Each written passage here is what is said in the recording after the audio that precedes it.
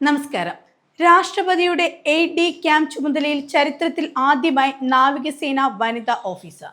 Indian നാവികസേനയിലെ lieutenant commander Yashasvi സോളങ്കിയാണ് personal staff officer എന്നറിയപ്പെടുന്ന AD ക്യാമ്പ് പദവിയിൽ എത്തിയത്. ഔദ്യോഗിക പ്രോട്ടോകോൾ ഉറപ്പാക്കുക, രാഷ്ട്രപതിയും വിവിധ വിഭാഗങ്ങളും തമ്മിലുള്ള ഏകോപനവും ആശയവിനിമയവും ഉറപ്പാക്കുക, ജീവനക്കാരുടെ സുഗമമായ ജോലി ക്രമീകരണം എന്നിവയാണ് ADCമാരുടെ ചുമതല.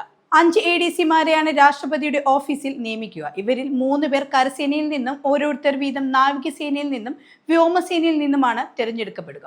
സായുധ സേനയിൽ നിന്നുള്ള ഉദ്യോഗസ്ഥരെ രാഷ്ട്രപതിക്ക് നേരിട്ട് തിരഞ്ഞെടുക്കാൻ സാധിക്കും. പ്രധാന സൈനിക പദവികളിൽ വനിതാ പ്രാതിനിധ്യം വർദ്ധിപ്പിക്കുന്നതിന് അനുബന്ധമായാണ് ലഫ്റ്റനന്റ് കമാൻഡർ യശസ്വി സോളങ്കിയുടെ നിയമനമെന്നാണ് റിപ്പോർട്ടുകൾ. കരസേന കമാൻഡർ, സർവീസ് മേധാവികൾ, ഗവർണർമാർ എന്നിവർക്കാണ് രാഷ്ട്രപതിക്ക് പുറമെ ADCമാരുള്ളത്. ഷോർട്ട് സർവീസ് കമ്മീഷൻ വഴിയാണ് യശസ്വി ഇന്ത്യൻ നാവികസേനയിൽ എത്തിയത്. പ്രൊഫഷണൽ കരിയറിൽ മികച്ച നേതൃപാഠവും സമർപ്പണത്തോടെയും പ്രവർത്തിച്ച ഉദ്യോഗസ്ഥ എന്ന നിലയിലാണ് രാഷ്ട്രപതിയുടെ AD ക്യാമ്പ് പദവിയിൽ നിയമിതയായതെന്നാണ് റിപ്പോർട്ടുകൾ.